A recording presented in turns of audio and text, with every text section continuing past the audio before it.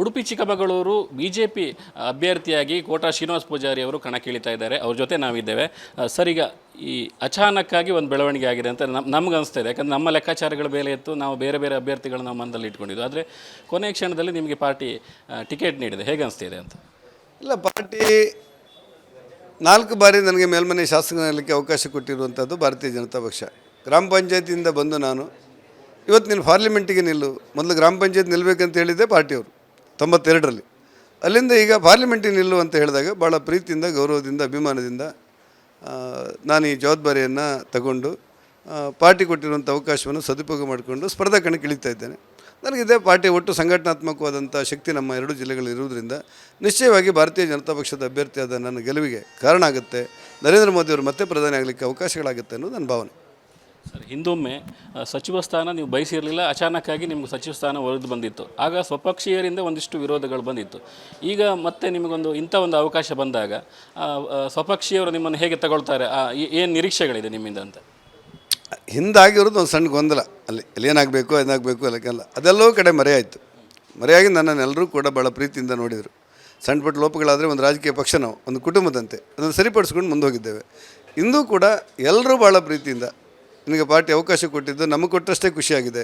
ಸಾಮಾನ್ಯ ಜನರ ಮಧ್ಯೆ ನೀನು ಓಡಾಟ ಮಾಡ್ಕೊಂಡು ಬಂದವ, ಹಾಗಾಗಿ ನಿನ್ನ ಗೆಲ್ಲಿಸೋದೇ ನಮ್ಮ ಗುರಿ ಅಂತ ಹೇಳಿ ಎಲ್ಲರೂ ಒಟ್ಟಾಗಿ ಒಂದು ಹೇಳಿದ್ದಾರೆ. ಒಂದು ಸಣ್ಣ ಅಭಿಪ್ರಾಯ ಭೇದಗಳೂ ಇಲ್ಲ. ಇಡೀ ಪಾರ್ಟಿ ತಂಡ ಒಟ್ಟಾಗಿ 2 ಜಿಲ್ಲೆಗಳಲ್ಲಿ ಬರುವಂಥ ಫೋನ್ ಕರೆಗಳು, ಪ್ರೀತಿಗಳು ನನಗೆ ಅತ್ಯಂತ ಖುಷಿ ಮತ್ತು ನೆಮ್ಮದಿಯನ್ನುಂಟು ಮಾಡಿದೆ. ಆ ಕಾರಣಕ್ಕೆ ಒಂದು ತಂಡವಾಗಿ ಕೆಲಸ ಮಾಡ್ತೇವೆ. ಸಣ್ಣ ಪುಟ್ಟ ಸಮಸ್ಯೆಗಳಿದೆಲ್ಲ ಪರಿಹಾರ ಆಗಿ, ಸೀತಾ ನದಿಯಲ್ಲಿ ಸಾಕಷ್ಟು ನೀರು ಹರಿದು ಹೋದ್ರಿಂದ ಹೊಸ ಸಮಸ್ಯೆಗಳು ಏನೂ ಇಲ್ಲದೆ ಹೊಸ ಯೋಚನೆಯೊಂದಿಗೆ ದಾಪುಗಾಲು ಹಾಕ್ತಾ ಇದ್ದೇವೆ. ಗೆಲುವಿನ ಬಗ್ಗೆ ನನಗೆ ವಿಶ್ವಾಸ ಇದೆ. ಒಟ್ಟಾಗಿ ಒಂದು ಕೆಲಸ ಮಾಡ್ತೇವೆ. ಈ MP ಈ ಉಡುಪಿ ಚಿಕ್ಕಮಗಳೂರು ಕ್ಷೇತ್ರಕ್ಕೆ BJP ಟಿಕೆಟ್ಗಾಗಿ ಶೋಭಾ ಕರಂದ್ಲಾಜೆ ಅವರು ಇರ್ಬೋದು, CT ರವಿ ಅವರಾಗಿರ್ಬೋದು, ಅಥವಾ ಪ್ರಮೋದ್ ಮಧ್ವರಾಜು ಅವರು ಕೂಡ ರೇಸ್ನಲ್ಲಿದ್ದರು. ಕೊನೆಯ ಕ್ಷಣದಲ್ಲಿ ನಿಮ್ಗೆ ಸಿಕ್ಕಿದೆ, ಅವರೆಲ್ಲ ಯಾವ ರೀತಿ ರಿಯಾಕ್ಟ್ ಮಾಡ್ತಿದ್ದಾರೆ ಈಗ ಅಂತ? ಪ್ರಜಾತಂತ್ರ ವ್ಯವಸ್ಥೆಯಲ್ಲಿ ಮತ್ತು ರಾಜಕಾರಣದಲ್ಲಿ ಅವಕಾಶಗಳನ್ನು ಕೊಡಿ ಅಂತ ಕೇಳಿದರೆ ಅದೇನು ಯಾರದ್ದೂ ಅಪರಾಧ ಅಲ್ಲ, ಎಲ್ಲರದ್ದು ಸರಿ ಇದೆ. ನನಗೆ ಈ ಅವಕಾಶಗಳನ್ನು ಕೇಂದ್ರದ ನಾಯಕತ್ವ, ರಾಜ್ಯ ನಾಯಕತ್ವ ಕೊಟ್ಟಾಗ CT ರವಿ ಅವರು ಫೋನ್ ಮಾಡಿ ಹೇಳಿದ್ದಾರೆ, ಕಳೆದ ಸಾರಿಗಿಂತಲೂ ಹೆಚ್ಚು ಬಹುಮತದಲ್ಲಿ ನಾವು ಒಟ್ಟಾಗಿ ಕೆಲಸಗಳನ್ನು ಮಾಡಬೇಕು, ಬಹುಮತ ಬರಲಿಕ್ಕೆ ನಿನ್ನ ಜೊತೆಲಿ ನಾನಿದ್ದೇನೆ ಅನ್ನುವಂಥ ವಿಶ್ವಾಸ ಮತ್ತು ಹೇಳಿದ್ದಾರೆ. ಪ್ರಮೋದ್ ಮಧ್ವರಾಜ್ರವರು ನಿನ್ನೆ ಊರಲ್ಲಿರಲಿಲ್ಲ, ಅವರೇ ಒಂದು ವಾಯ್ಸ್ ಮೆಸೇಜ್ ಹಾಕಿ ಎಲ್ಲರೂ ಒಟ್ಟಾಗಿ ಕೆಲಸ ಮಾಡಿ ಶ್ರೀನಿವಾಸ ಪೂಜಾರಿ ಗೆಲ್ಲಿಸೋದ್ರ ಮೂಲಕ ಪ್ರಧಾನಮಂತ್ರಿ ನರೇಂದ್ರ ಮೋದಿ ಅವರನ್ನು ಮತ್ತೊಮ್ಮೆ ಪ್ರಧಾನಿ ಮಾಡಬೇಕು ಅನ್ನುವಂಥ ಕೋರಿಕೆಯನ್ನು ಇಟ್ಟಿದ್ದಾರೆ. ಮತ್ತು ಶೋಭಾ ಕರಂದ್ಲಾಜೆಯವರು ನನಗೆ ಶುಭವಾಗಲಿ ಅಂತೇಳಿ ಶುಭ ಹಾರೈಸಿದ್ದಾರೆ. ಹಾಗಾಗಿ ಅವಕಾಶಗಳನ್ನು ಕೇಳುವಾಗ ಎಲ್ಲರೂ ಕೇಳಿರ್ಬೋದು, ಆದರೆ ಪಾರ್ಟಿ ಒಂದು ಸರ್ತಿ ನಿರ್ದೇಶನ ಕೊಟ್ಟ ನಂತರ ಯಾವ ಗೊಂದಲವೂ ಇಲ್ಲದೆ ನನ್ನ ಜೊತೆ ಎಲ್ಲರೂ ಸಹಕಾರ ಮಾಡ್ತಾ ಇದ್ದಾರೆ. ನಮ್ಮೆಲ್ಲರ ಗುರಿ ಭಾರತೀಯ ಜನತಾ ಪಕ್ಷ ಗೆಲ್ಲುವುದು, ನರೇಂದ್ರ ಮೋದಿಯವರು ಮತ್ತೆ ಪ್ರಧಾನಿ ಆಗುವುದು, ಒಟ್ಟಾಗಿ ಒಂದಾಗಿ ಕೆಲಸ ಮಾಡ್ತೇವೆ ಅಂತ ವಿಶ್ವಾಸ ನನಗಿದೆ.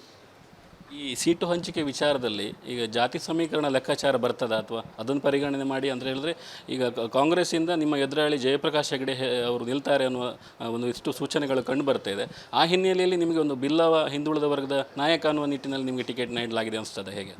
ಒಂದು ರಾಜಕೀಯ ಪಕ್ಷ 28 ಲೋಕಸಭಾ ಅಭ್ಯರ್ಥಿಗಳನ್ನು ಹೊಂದಾಣಿಕೆ ಮಾಡುವಾಗ ಪರಿಜಾತಿ, ಪರಿಶಿಷ್ಟ ಪಂಗಡ, ಹಿಂದುಳಿದವರು, ಬೇರೆ ಬೇರೆ ಸಮುದಾಯ ಇವರೆಲ್ಲರೂ ಕೂಡ ಗಮನಿಸಬೇಕಾದಂಥ ಅನಿವಾರ್ಯತೆಗಳಿರುತ್ತೆ. ಅದೇ ರೀತಿ ನಮ್ಮ ಪಾರ್ಟಿಯು ಕೂಡ ಎಲ್ಲ ಸಾಧಕ ಬಾಧಗಳನ್ನು ಚರ್ಚೆ ಮಾಡಿ ಒಂದೊಂದು ಕಡೆ ಒಬ್ಬೊಬ್ಬರು ನಿಯೋಜನೆ ಮಾಡಿರುತ್ತೆ. ಮಂಗಳೂರಿಗೆ ಒಂದು ಕೊಟ್ಟಿರುತ್ತೆ, ಉಡುಪಿ ಚಿಕ್ಕಮಗಳೂರಿಗೆ ಒಂದು ಕೊಟ್ಟಿರುತ್ತೆ, ಕೆನರಾ ಲೋಕಸಭಾ ಕ್ಷೇತ್ರಕ್ಕೆ ಉತ್ತರ ಕನ್ನಡ ಲೋಕಸಭೆ ಕೊಟ್ಟಿರುತ್ತೆ, ಮೈಸೂರು ಮಡಿಕೇರಿ ಕೊಟ್ಟಿರುತ್ತೆ. ಹೀಗೆ ಕೊಡುವಾಗ ಈ ಜಿಲ್ಲೆಗೆ ನನ್ನ ನಿಯುಕ್ತಿ ಮಾಡಿದೆ. ಜಾತಿ ಸಮೀಕರಣ ಮತ್ತು ಸಾಮಾಜಿಕ ನ್ಯಾಯವನ್ನು ಚರ್ಚಿಸಬೇಕಾಗಿ ಕೊಡುವಾಗ ಅವರು ನಿರ್ಧಾರ ಮಾಡಿರ್ಬೋದು. ನನ್ನ ಮಟ್ಟಿಗಂತೂ ಈ ಜಿಲ್ಲೆಯಲ್ಲಿ ಜಾತಿ, ವರ್ಗ, ಧರ್ಮ ಯಾವುದೂ ಇಲ್ಲ. ಎಲ್ಲರೂ ಕೂಡ BJP ನರೇಂದ್ರ ಮೋದಿ ಅಂತಾರೆ ಅನ್ನೋದು ನನ್ನ ಭಾವನೆ. ಸರ್, ಕೊನೆಯದಾಗಿ ರಾಜ್ಯ ರಾಜಕಾರಣದಲ್ಲಿ ಸಕ್ರಿಯ ರಾಜಕಾರಣಿಯಾಗಿ ಗುರುತಿಸಿಕೊಂಡವರು, ಒಂದು ರೀತಿ ಈಗ ಮೇಲ್ಮನೆಯ ಪ್ರತಿಪಕ್ಷದ ಒಂದು ನಾಯಕರಾಗಿ ಕೂಡ ನೀವು ಕಾರ್ಯನಿರ್ವಹಿಸಿದವರು. ಒಂದು ಹಂತದಲ್ಲಿ ನೋಡ್ಲಿಕ್ಕೆ ಹೋದರೆ ರಾಜ್ಯ ರಾಜಕಾರಣದಿಂದ ನಿಮ್ಮನ್ನ ದೂರ ಇಡಲಿಕ್ಕೆ ಈ ರೀತಿ ಏನಾದರೂ ಪ್ರಯತ್ನಗಳು ನಡೆದಿರ ಅನಿಸ್ತದೆ ನಿಮಗೆ, ಹೇಗೆ ಅನಿಸ್ತಿದೆ? ಅಥವಾ ಅವಕಾಶವಾಗಿ ಬಂತ, ಅಥವಾ ಇದೇನಾದರೂ ಬೇರೆ ಹುನ್ನಾರ ಇದೆ ಅಂತ ಹೇಗಾದ್ರು ಅನಿಸ್ತಾರ ಅಂತ? ಇಲ್ಲ, ನನಗೆ ನೀವು ಹೇಳಿದ ಮೇಲೆ ಗೊತ್ತಾದ್ದು ಇದೊಂದು ಚರ್ಚೆ ಉಂಟಂತೇಳಿ. ನಂಗೆ ಗೊತ್ತಿಲ್ಲ. ಗ್ರಾಮ ಪಂಚಾಯತ್ ಸದಸ್ಯನಾಗಿದ್ದೆ 92ರಲ್ಲಿ. ಡಾಕ್ಟರ್ ಆಚಾರ್ಯರು ತಾಲೂಕು ಪಂಚಾಯತ್ ನಿಲ್ಲ ಅಂತ ಹೇಳಿದ್ರು, ಜಿಲ್ಲಾ ಪಂಚಾಯತ್ ನಿಲ್ಲ ಅಂತ ಹೇಳಿದರು, ಬ್ರಹ್ಮಾವರದ ಅಸೆಂಬ್ಲಿ ನಿಲ್ಲ ಅಂತ ಹೇಳಿದರು. 2008ಕ್ಕೆ ನನ್ನನ್ನು ವಿಧಾನ ಪರಿಷತ್ತಿನ ಉಪಚುನಾವಣೆಯಲ್ಲಿ ನಿಲ್ಲಿಸಿದರು. ಅಂದರೆ ನಾನು ಜಿಲ್ಲೆಯಿಂದ ಹೊರಗಾಗಬೇಕು, ತಾಲೂಕಿಂದ ಹೊರಗಾಗಬೇಕು, ಗ್ರಾಮದಿಂದ ಹೊರಗಾಗಬೇಕು ಅನ್ನುವಂಥ ಭಾವನೆಗಳು ಹಾಗೆ ಇರಲಿಲ್ಲ. ನಮ್ಮ ಹುಡುಗ ಒಂದು ಅವಕಾಶ ಕೊಡಬೇಕು ಅಂತ ಇತ್ತು. ಇವತ್ತು ಕೂಡ ರಾಜ್ಯದಲ್ಲಿ ನಾನು ಸಕ್ರಿಯವಾಗಿ ಕೆಲಸಗಳು ಮಾಡಿದ್ದೆ. ನನ್ನ ಕೆಲಸದ ಬಗ್ಗೆ ಎಲ್ಲರೂ ಪ್ರೀತಿ ತೋರಿಸ್ತಾಯಿದ್ರು, ಸಹಕಾರಗಳನ್ನು ಕೊಡ್ತಾಯಿದ್ರು. ನಿನ್ನೆ ಕೇಂದ್ರ ಮತ್ತು ರಾಜ್ಯದ ಮುಖಂಡರು ಒಟ್ಟಾಗಿ ಇವನು ಕೇಂದ್ರದಲ್ಲಿ ಏನಾದರೂ ಕೆಲಸ ಮಾಡಲಿಕ್ಕೆ ನಿಯೋಜನೆ ಮಾಡಬೇಕು ಅಂತ ತಿಳ್ಕೊಂಡಿದ್ದಿದ್ರೆ ಅದು ನಾನು ಹೊರಗಾಗಲಿಕ್ಕೆ ಅಂತೇಳಿ ಅಲ್ಲ, ಅದರ ಬದಲಾಗಿ ನನಗೊಂದು ಅವಕಾಶ ಕೊಡಲಿಕ್ಕೆ ಅಂತ ತಿಳ್ಕೊಂಡು ಅವಕಾಶ ಸಿಕ್ಕಿ ನನಗೆ ನಾನು ಸಂಸದನಾಗಿ ಆಯ್ಕೆ ಆದರೆ ಪಾರ್ಟಿಯ ಜವಾಬ್ದಾರಿಯನ್ನು ರಾಜ್ಯದಲ್ಲಿ ನಿರ್ವಹಿಸ ಮಾಡುವಂಥ ಜವಾಬ್ದಾರಿಗಳು ಇರುತ್ತೆ. ಎಲ್ಲವೂ ಕೂಡ ರಾಜ್ಯ ಮತ್ತು ಸರ್ಕಾರ ಕೇಂದ್ರದ ಸಮನ್ವಯದ ಮೇಲೆ ಆಗೋದ್ರಿಂದಾಗಿ ಯಾರನ್ನೂ ಹೊರಗಾಕೋ ಒಳಗಾಕೋ ಪ್ರಶ್ನೆ ಇಲ್ಲ. ಈ ಜವಾಬ್ದಾರಿ ನನಗೆ ಕೊಟ್ಟಿದ್ದಾರೆ. ಭಾಳ ಪ್ರೀತಿಯಿಂದ, ಗೌರವದಿಂದ, ಅಭಿಮಾನದಿಂದ, ವಿನೀತತೆಯಿಂದ ಈ ಜವಾಬ್ದಾರಿಯನ್ನು ತಗೊಂಡಿದ್ದೇನೆ. ಎರಡೂ ಜಿಲ್ಲೆಯ ಜವಾಬ್ದಾರಿ ನಿಮ್ಮ ಮೇಲೆ ಬರ್ತದೆ MP ಆದಮೇಲೆ, ಹೇಗೆ ನಿರ್ವಹಣೆ ಹೇಗೆ ಅಂತ?